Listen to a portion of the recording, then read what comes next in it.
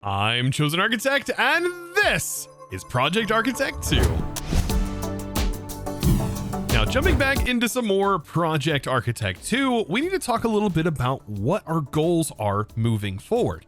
So as of right now, we have our EMC automation started, and this is sort of the first initial loop that we're going to be doing. And there's going to be a couple of different loops that we're going to be working on, but this is the first one. And this is the replacement for power flowers in this pack.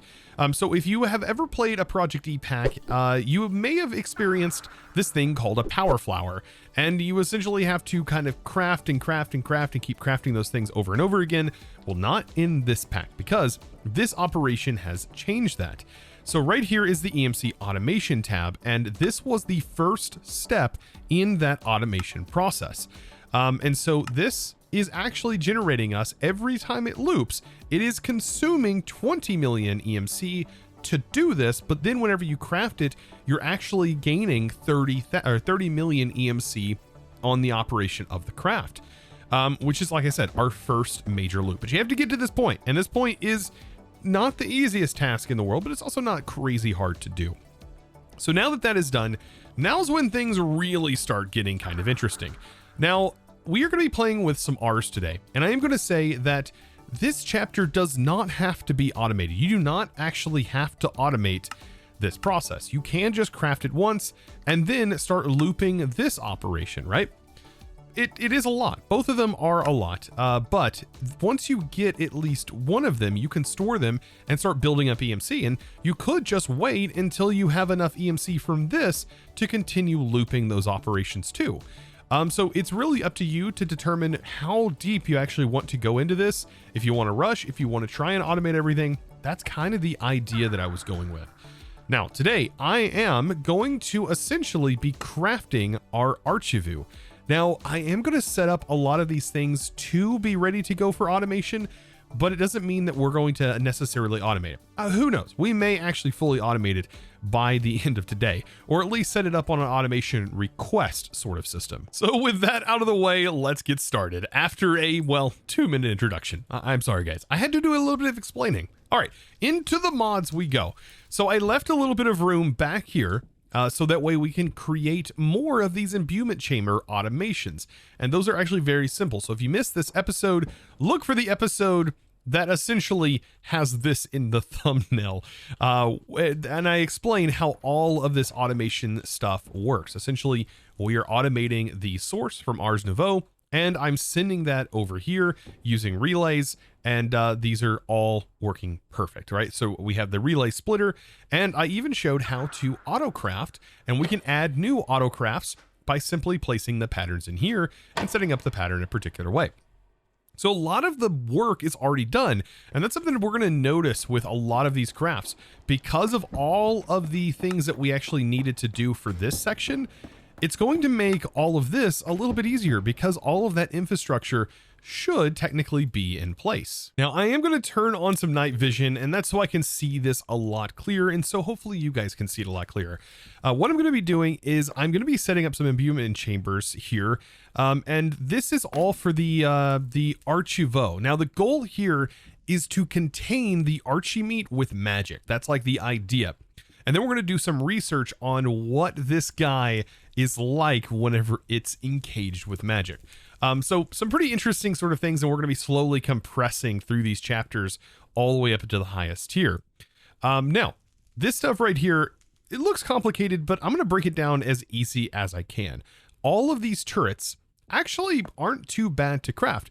They are all imbuement recipes, which means these items do not get consumed.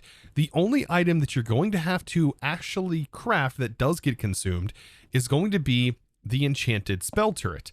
Now, this does require the enchanting apparatus, and we've already automated that. And to kind of recap, essentially what I have here is down in the little hole here, I have a pattern provider that is sending the ingredients for the craft into the barrel. And these are in a very particular order inside of the pattern. So this pattern is going to send the ingredients first, and then the item that is going to actually be imbued with those ingredients last. So that needs to be the last thing in your pattern. And you can see right here, source relay is the last thing in the actual pattern. And that means it's the last thing that gets sent to the barrel. This is also set to lock. So it's only going to send one pattern at a time until it receives back the actual finished product, and then it will resend another loop of items. And so what this does is this will send, it'll pull out the items, and it's going to pull from the first slot, which is going to have the first item, then second item, and then the third item, for example, in this case, is going to be the last thing in the list. And that means this buffer is only going to pull out of the first slot, second slot, and so on and so forth. So the last thing that it's going to do is it is going to send that finished item into here, and then this modular router essentially pulls that item out and then sends that item into the provider here. So that creates the loop. We're going to get this set up here in a minute, and I'll fully show you how this functions. But we have a lot of imbuements. So we've already technically taken on the Wilden, but I am going to need another one. Now, thankfully, this Wilden does not have to be automated. It does have an imbuement chamber recipe. So this just needs to have this amount of source in order to craft it. And it's going to produce 5 marks of mastery, which is actually quite a lot. But we are missing the anima essence. So this essence is honestly pretty straightforward and is probably one of the first ones I need to get set up. And the way I'm doing this is I have my imbuement, right? And then I have my 3 set up here, and then I have a source jar that this is grabbing from, and then I just have a drawer down here that has a puller upgrade that's accepting those essences and pulling the finished product out of here, because drawers innately filter because there's no other inventory if the item is already set. Now, the required ingredients for this to be able to get the Animania essence, I think I'm saying that right, is going to be the Wither Skeleton Skull, the Golden Apple, and Bone Mill. And I should be able to actually use our pre-existing card. There's actually one more slot on our distribution module or distributor module, and I'm just going to link that right here. And so that should now be a total of 8. You can put 8 per card. And if you technically need more space, you can, of course, make another card and just add that into the module slot. It's going to loop through this and then loop through that and so on and so forth. So that should have sent, yes, this over. And so that is going to produce, it's going to be pretty quick because we do have source going to it. And as soon as that's done, I am able to convert this, bam, and place that in here.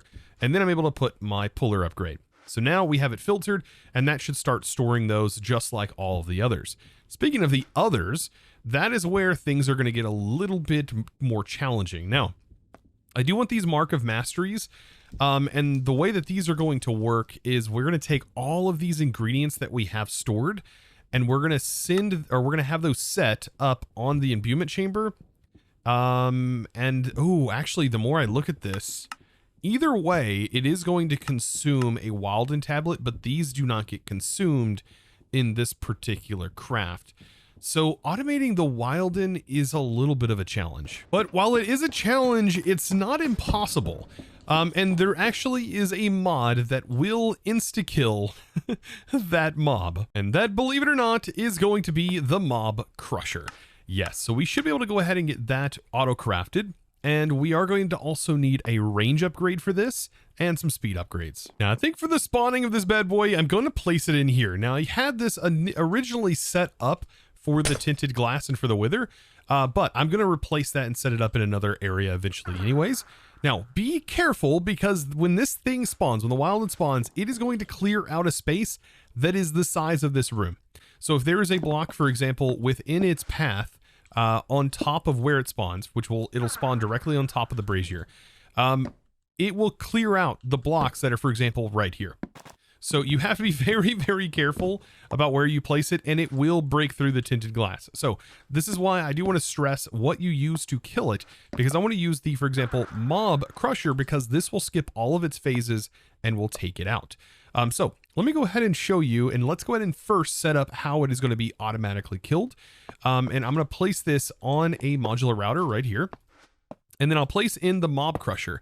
Now, the Mob Crusher basically kills mobs. That's pretty straightforward, and it has a range that it will do it in. And I'm going to increase that range by putting an upgrade in here, and then we can visualize how big of an area that actually is. Now, I think I might want to raise this at least one more block, so that way it is high enough. So let's place it, for example, right here. And I do want a modular router underneath it, because that's how we're going to send the items back. So there we go. Now the Mob Crusher's in, looking pretty good, and we'll place our range upgrade in here. Okay, So now visualizing that, it looks pretty good. And up top, yes, it does contain. And this is a range upgrade 7. So anything within this should take down. And then I want to also make sure that I put in some speed upgrades, because if we don't have those speed upgrades, it might go through a process and it might go through a phase or something where it doesn't get taken down. This bar is the cooldown on this actual killing machine. So we also need a gate, and it doesn't need that much power to run. So I'm just going to smack that on there. Now we have power, and so anything that gets spawned here will end up getting killed, and that's perfect. So now on to how we're actually going to automate the summoning. Now for that, I'm going to go ahead and link up this wireless connector and get our applied energistic system over here, because this is going to be a on request mob. It sounds kind of wild, but it actually is going to work. So let's go ahead and over here, I'm going to place this down and then just link that up. And so now we have access to all of those channels. Gotta love that mod. It is so good. All right. Anyways, and by the way, that is from Extended AE. Now that we have channels, what we're going to do is we're going to set a pattern provider, and we're going to integrate this with modular routers. So modular routers can click on things, and in this brazier, to summon this thing, you would technically have to activate your initial craft with the, let's see, what is it called? Wilden. You would need this thing right here, the Wilden tablet. So we'd have to craft that. And then the Wilden tablet would then need to go into a storage, right? So there is going to be some priority to this.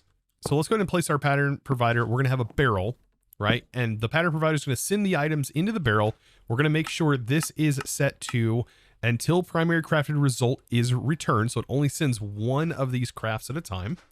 We're going to have a modular router that is facing the brazier. And this is where we're going to have a puller.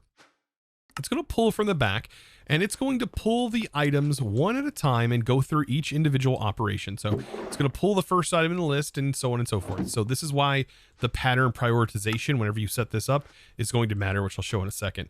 But after that's done, we then want it to right click the item onto the brazier. Now this also is going to not only click the item, but it's also going to click to activate after all of the items have been sent. And this is incredibly important. This right here essentially automates this ritual. So now we just have to build a pattern for this. And the way we're going to do that is we need all of the Wilden parts. So, and those actually do not matter what order they are in. You just have to make sure that you have all 3 of them in the pattern. And so let's build a custom processing pattern. Okay, so let's grab a Wilden tablet. Actually, let's build a recipe for this, right? I think this is a pretty good recipe, so I'm going to go ahead and have that.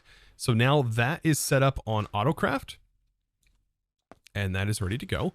Now I need to take that pattern. Let's go ahead and craft one. We need to use it inside of this recipe, and we'll go under processing, and we're going to put these in the correct order. So this is the first thing that needs to go in to the system to initiate the ritual. Then we're going to need all 3 of these components that are going to go after it. And that should be it. Now we do need to tell it what item it's crafting, and that's going to be this Wilden tribute. So the Wilden tribute is actually what it's going to be looking for getting back after it has finished the craft. So whenever we set this, that should be an autocraft for the Wilden tablet, as crazy as that sounds. And we're going to put that in here. And what this is going to do is this modular router here, we are going to need to send the item back. So we're using MK2. Thankfully, I don't have to send the items or pull the items, because this should automatically push the items out. Now, I might actually change that because there might be some byproducts that we get from this. I don't think there will be, but just in case, I don't want this to actually block up. So you know what? Let's go ahead and let's only do this. Let's do a modular router. I'm kind of thinking ahead here. Let's go ahead and actually set up a puller. Might as well. So that way we can set the whitelist filter and say, hey, only ever pull from the top a Wilden. I'm kind of like preparing for the future just in case something bad happens. Now I do want to send this back into the pattern provider. So with that set, it should now send whatever's in this buffer back into the system. So with all of that ready to go, I think we can actually request the Wilden. All right. So moment of truth. I'm going to put this in here so it doesn't have to craft, but let's do tablet or tribute. So now we see the one Wilden tribute. I'm going to start the craft and you'll see it initiated that. It's placing in the modifiers and it activated the ritual. And now with the ritual activated, I think we have to give it a second. It immediately summoned it and then it instantly killed it. You didn't even get to see it spawn in. It's a work of art. It's honestly beautiful. But yes, it did actually work. So let's go ahead and craft one. It sent the request, send the item, just make sure it's not a fluke and we actually get this to work, right? There is a little bit of a cooldown or a little bit of a warm up, I should say, on summoning this thing. But it will summon. There it is. And it's gone. That is epic. Now, I think for the Mark of Mastery automation, I'm going to set this up right here. And then I'm going to put some jars. Let's do a couple of jars. So I'm going to go ahead and craft another one. I'm going to have two jars. I'm going to have a jar right here. Actually, we can probably place these right here. Will that still reach? Yes. Oh, it does still reach. Oh, that's awesome. So that should automatically keep those filled. Oh yeah, that's beautiful. I'm going to go ahead, of course, and put some relays as well. That's going to make things a little bit faster and get all of those splitter relays linked to here from this side. And because this Mark of Mastery, I don't know if this will actually reach these jars or not. I guess it's worth a shot to try it out. So let me grab one of each of these essences. By the way, if you're wondering how I'm gaining access to these essences, there is a controller down here with a range upgrade. And so that controller with a range upgrade gives my applied energistic system access to all of these functional storage drawers that you see here. So now to sort of try this out, is this going to work? It does say that it is. Ah, yes, and there it is. It is pulling those out. You can see right here. And it is actively able to reach those source jars. Perfect. Now, these marks of mastery, you technically don't have to automate in this process, but I did want to show that you can actually automate it if you absolutely want to. These marks of mastery are actually used for a ton of things. So, I mean, why not have them kind of automated, or at least have the boss automated like we just set up? Now, we're actually going to be using these for the turrets. Now, the turrets, surprisingly, they do not consume the items that you see right here. So they don't consume this focus. What does get consumed is this item right here, this lesser focus of fire. But once it's crafted, you just get to keep this focus of fire and you get to use it for these crafts. Now, what is going to need imbuement automation is each of the finalized turrets. But we are going to have to do a little bit of manual work here. So I'm going to go ahead and place in a few of these pedestals here. And I've got to get a few things crafted. Believe it or not, you can wrap them like this as well, and this will actually work. So you can have like them wrapped all around this thing like a cube, and that should be able to recognize these items. Speaking of those items, I'm going to need like fire essence, and let's see. Let's grab essence. We're going to need a couple, 1, 2, 3, and then we're also need gold, which is 3. And you can just see how this is going to play out, right? These items are not going to get consumed, but they are going to be needed initially for this craft. And I should be able to, I think, place an item here and then amethyst. So amethyst shards for this. Like I said, this is probably not something that needs to be worried about being automated. You just need to do it once, and that's for each of these focuses. Now, oddly enough, I don't know why this particular focus, I think it's because these are from Ars Elemental and this is from actually from Ars Nouveau. This one is only an enchanting apparatus recipe. So I do have to place these items in. I'm going to do this one by hand. No need, I think, for automation for this. And then it just requires an essence. This whole recipe is a little bit different than the other ones. So there we go. That's going to go in there, and then that one will be finished. So now I have all of them essentially ready to go. All of the different focuses. And within the mod itself, these are pretty nice. They're going to give you boosts on and like mana cost reduction on certain spells and things like that. So kind of worth having these if you want to go towards a very particular type of build. Now the rest of these are also going to be handled like this. So I've got 3 of those essences, and I'm going to be converting this into the turret. Actually, this is an imbuement recipe, right? So I don't even have to worry about this particular turret. because this one's pretty straightforward. All of these other ones are a little bit different. These all require imbuement chambers, but notice these require higher tier focuses. So just the 4 of them I have to worry about, and these require the Mark of Mastery. So I'll worry about those. Let's go ahead and grab our Marks of Mastery, because I do have, I think, 5 of them in here that were just crafted. And so this should be pretty straightforward. This is about as easy as it gets when it comes to crafting. No need to even automate this. You just place in, for example, the focus, and then place in the mark, which gets consumed. I think that's how it works, right? For the focus. Oh wait, the mark doesn't get consumed, but this gets consumed. Wait, I'm looking at it backwards, actually. No, the mark does get consumed. This is the middle thing in that needs to go here. Okay, and we're gonna need jars. Okay, so this is where we're gonna need to utilize our source jars for these. I'm just gonna nab all of these that we have here, and the source jars just need to be placed just near this. I'm gonna place them right here, for example. Perfect. And now I can click on here, and now it should have enough source, so it'll consume it from the source jars and continue the craft. And I'm going to do that for each of these. All of the recipes are exactly the same. And voila. And by the way, it gets sent into my storage. Perfect. So here we go. We're almost ready to go. Essentially, I just need to distribute enchanted spell turrets to all of these. Now, enchanted spell turrets do require the enchanting apparatus to be running, so we're going to have to send these items in and have those crafted, which are going to take a little bit of time, but we should be able to round robin, which is what's going to make this actually function and work in the first place when it comes to just actually setting up the automation for it. So here we go. This is the basic spell turret, and we just need to have a regular autocraft for this, and I'll just store that inside here. Beautiful. And then let's go ahead and set up the autocraft for the enchanted version. Now, whenever you do this, notice how this set it first. So let's do enchanting apparatus, or actually spell turret. Let's go ahead and craft one, because I need one to be placed lower. And this is probably one of the easiest ways to do this, just so long as it falls last in the list. Let me grab some patterns, and there we go. So now the enchanted version here is ready to go, and we just need to put this pattern like so in here. And I don't think this needs any, no, this doesn't need any mana or anything like that, or sorry, any source. So that should be good. And now let's go ahead and try this out. Enchanted spell turret.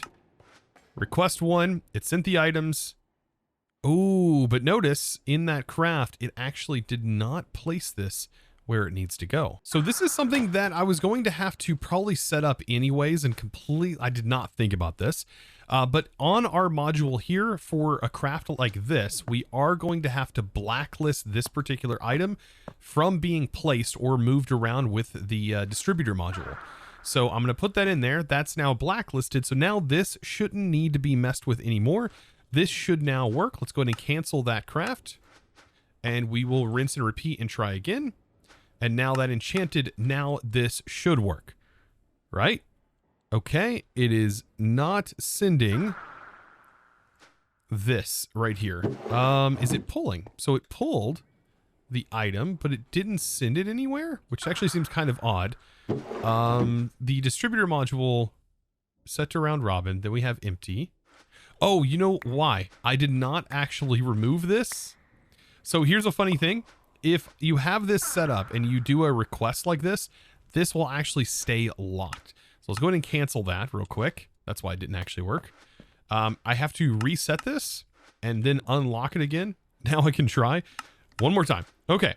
So now that should send the items, and there it goes. I was about to say, I don't think there was any other way that would be wrong, but beautiful. And that should send that craft. And this is going to need to basically repeat and do this over and over again. And then this should get pulled out as it is finished. And there it goes. That is now done. So what we can do is we can use a requester to either keep so many of these in stock, which would probably be a good idea. But what I want is now, I want it to send to a modular router just like this one. So let's grab another modular router. And what we're going to do is we are going to have an exporter that is going to have a crafting request on it. And it's going to be requesting those items to be sent into here. Okay, so enchanted. Let's go ahead and grab that. I'm going to place this in. We're going to set this to send those items into this buffer. You can see we had one, But whenever we don't have one, we want a crafting card. This one right here. And we want to make sure this goes in here. You can use this or you can use a requester. I think for a simple task like this is honestly just fine. It's going to pull all the ingredients out of our storage first, and then if it runs out, it's going to then request a new one. So now we need a distribution module. You can see it's already pulling this in because this has a buffer of 64. So I believe this will store 64 of these. And it's just going to keep looping this, by the way, which I think is kind of cool. So now that we have our card, what we need to do is set this and make sure it's on round robin, and we want transfer out of our router. And then we're just going to define the order that we want it to transfer. For example, I want it to go to this one, then it's going to send a turret to this one, and then it'll send a turret to this one, and it should keep repeating that loop over and over again. So it should always have these in stock, and keeping these in stock anyways. So with that, let's put this in here. And we'll see that's going to start sending, but something I need to keep in mind, we need range upgrades. So range upgrades, we're going to have quite a few of them in here to make sure that it can reach all the way over there. And to do this, we put that in that slot here. And so now we have a range of 44. And so I think I'll give this a little bit. Yes, it was able to reach. And you can see it's now round robining and putting them all here. And of course, this is going to take a while to craft. So we are going to need to extend our source jars down here to make sure it keeps it in stock. So perfect. Now that we have some of these, I can go ahead and place them in. It looks so goofy in there, but I can go ahead and put my puller upgrade, make sure it's set to up. And that's going to make sure to keep those nice and filtered, which is exactly what we want. And man, this actually turned out way better than I thought it was going to. I was actually not expecting it to fit in here as good as it did. But yeah, this is fantastic. So I'm getting all the rest of these put in, and this is essentially all of those automated. Well, minus this one back here. I still have to get this one in, which is the kind of odd one out, I would say. But I'm gonna go ahead and place my drawer just like that. And then I gotta get my jars. So essentially what I'm doing with the jars, by the way, is I'm placing the jar like that, and then I'm just linking from the sender. I click it first, and then I just click onto here to give it another send position. And there's a ton of source being produced right here to keep this constantly filled, which is another thing I should do. I forgot to add that to the distribution module. So there we go. So now that I got that one added, there's actually 5 of them. That one is kind of hiding back there. Perfect. And so these are going to keep looping and just keep crafting and keep crafting and keep crafting and looping and so on and so forth. So I think we're about ready. Now, technically, I said I was going to come back to this, and we are definitely going to come back to this, because to be able to fully automate this, the final stage of this does consume a Mark of Mastery, which means you are going to need a supply of Mark of Masteries, technically, if you are going to want to do this. So thankfully, we ended up, like I said, getting that all set up and automated. So now to do this is the final craft. So we are going to need a couple of auto crafts. And that final auto craft is very, very cheap. It's just going to be making the spell prism and making the more advanced version, the advanced spell prism. So those are a couple of items. And then we also have a containment jar that's going to contain the Archimeat and do all that fun stuff. Kind of the idea behind it all. You're kind of getting an inside scoop on this. So you have the regular spell, the advanced version, and then that. Perfect. And I think that's almost it, right? We just have the Mark of Mastery that we just have to tell how to autocraft. So now we're going to be sending to this modular router, and this is going to involve a couple of interesting mechanics in doing this. So just like our other one, we're going to have this autocrafted, and this is going to be sending those marks of, or those tributes right into this. So we are going to need a range upgrade. So let's grab modular router range upgrade. I think I have some. Yep, right there. So that should be enough to extend the range of this. Now this is going to be sending those items over there to be processed, but we don't want to like store 2,000 of them, which is typically what will get stored. Now it still says out of range. Let's grab some more range upgrades until it says no longer out of range. That looks like, there we go. Now we're at range. Perfect. So I'll have that set up. So the mark, or the tribute is what we need in here, right? So Ars Tribute. This is going to then be, if there's none in the system, it's going to request the boss to be slain. And then that's going to start building those tributes up from our automation that we did earlier. Now that tribute gets sent, or should get sent into this. Oh boy, it doesn't look like it is sending that over there, is it? It's supposed to, with that sender module. It does say that the range is 24. It should take this and be able to actually send that. And that is what's actually needed, I do believe, right? That goes in here. Oh, that's why it can't receive it. So I did move these out of the way a little bit, thinking that that would work. Well, it looks like these do have to go like directly on this. And I have it set up in a way that allows me to utilize these drawers to have it all connected to our system. So that's kind of why they're in the orientation that they're in. All right, I'm going to place that in, and then this essence, and then I just got to move this back down. I think the other one I'm just going to place on the front here. So let's get that placed in. There we go. And last but not least, you know what? I'll do the swapping on these. So I'll place this one here, this essence, and then the Animania essence, I'll actually paste onto the front. Now that will accept, and you can see that that then accepted that tribute. Perfect. So now once this is fully crafted, we should be good. I notice the boss bar pops up every now and then. I don't know if there's a good way to actually get rid of the Wilden Chimera boss bar without doing this in another dimension, probably. But there we go. That's sent. Once it is finished, by the way, and once it is done, we want to limit this barrel. That's where I was saying the things. So under functional storage, we can actually limit the amount that it can store, and I want it to only store a single stack of that essence. So this upgrade limits the amount that this can store to one single stack, which is exactly what I want. So after this has enough, which does take quite a while to craft, by the way, there we go. But it makes 5 of them, right? So I'm going to put that in there, and then I just need to put my utility and put this here. Now what's going to happen is this is going to stop once it does fill up with 64 of these. And then, of course, it will fully stop whenever this buffer fills up with 64 of these tributes. Now, this is going to be very interesting to watch because this is constantly summoning this thing and killing it over and over again. But eventually it will stop because we won't have to do this any longer. Now, I honestly think using the limiters are going to be good on all of these turrets as well, because I don't want to have these like constantly looping in their craft.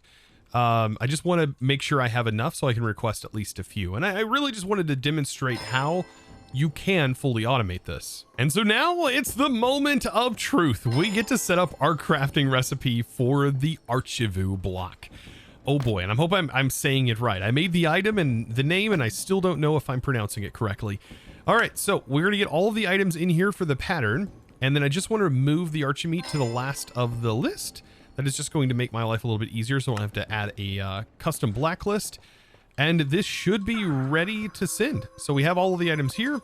The only issue that I'm going to have is I did set priorities to this, and these are kind of bad for that. So I am going to set these, I believe. I do not want it to send items back into this. So only extractable items are visible. I think the configuration based on items, filter, bidirectional. Yes, we want this to be extract only on all of these. I don't want it to insert because what it's going to do is any EMCable item that I have that is connected up to these EMC links, they're going to automatically get sent in here. And so if, for example, I have the Archimeat, if I was to put this into my applied energetic system, it's going to automatically send it back into these EMC links, and it won't be in the system ready for autocraft. So now that I have that, we should be able to send a request for our first one. All of this is ready to go, and let's start that. Oh boy. So after this process is finished, it should send this next. Oh my God. I'm hoping there's source jars for all of this. There's that item. And there it goes. Oh, and it did not send the Archimeat correctly. Okay, so I will do this by hand, and then let's go ahead and fix this to make sure it honestly doesn't happen again. And remember, the way I do that is by just setting this up to a blacklist. And then that should solve that problem, but let's craft it by hand. And last but not least, bam. Oh, and it does pull from these jars here. Oh, that's gorgeous. And this right here crafted our next tier of automation loop, which is pretty huge. That is so huge. And we are so much closer, so much closer to the next stages. That is a big step in our chapter automation here. By the way, I do need to just put the spell prisms. So we need a containment jar and spell prism. Because we had those set on automation, they did not complete our quest. So let's just craft up the advanced spell prism. This happens in like a second. Look at that. There we go. And now our chapter is finished there. Beautiful. And we get a random reward. And what was that random reward? A chorus flower. I am getting absolutely wrecked with these. I've seen so many people get super lucky and end up getting this transmutation interface from the quests. It's such a low % chance, but it is pretty cool to see that people are actually getting those things. But now that we've done that and we've contained the Archiveau, now we need to do our research in our research lab. So let's head on over to the depths of our research lab and we'll beep, boop, boop, and voila. We have now learned it. Now, real quick, I just wanted to throw this in here to actually get the full automation done. What I did was I blacklisted the Archiveau from the distributor module and the Cinder module. And I have a special Cinder module that is also in here that is whitelisted to only send Archiveau into a new modular router. And this allows it to function because there was a little bit of weirdness happening. So just to kind of demonstrate, I will show that it actually does function. So I will go to Chosen and let's go ahead and request one. And I just want to show, just to have one clear, concise showing that the automation is 100% functional. And we can see that that will then send, otherwise it will get all jammed up. And there we go. So now it is on request and is actually functioning. What a fun thing this was to actually automate. Man, it has been such a journey. And there we go. Automation complete. Just like that. And now technically we have the ability to autocraft it. And I really just wanted to demonstrate and show you guys that you can autocraft all of this. It is 100% doable. You can automate the Chimera. It is fantastic. And I hope you guys enjoyed today's episode. Of course, if you did, be sure to click that subscribe button if you haven't already, and give this video, guys, a huge thumbs up. That really does mean a lot to me. And I hope you guys enjoyed today's episode as well. Of course, guys, I'm looking forward to seeing what you guys have to say in the comments section. What did you think about this automation process? I would love to hear from you. And guys, with that being said, it's now time for me to thank the amazing supporter of today's episode. And that amazing thanks, by the way, is going to go out to Thanatos. Thank you so much, by the way, for your amazing support and choosing to support me over the Discord by becoming a Discord premium member and supporting in one of the best ways possible. I thank you so very much. And of course, guys, be sure to check out the Discord if you haven't already. There's an awesome community over there of thousands of people who are willing to help you, including myself, if you're having problems with this pack or any other mod pack or just Minecraft in general. A lot of friendly people over there, and I'd love for you to join, especially if you're another friendly folk just like the rest of them. Thank you guys so very much. See you in the next one. And of course, as always, thanks for watching. Bye!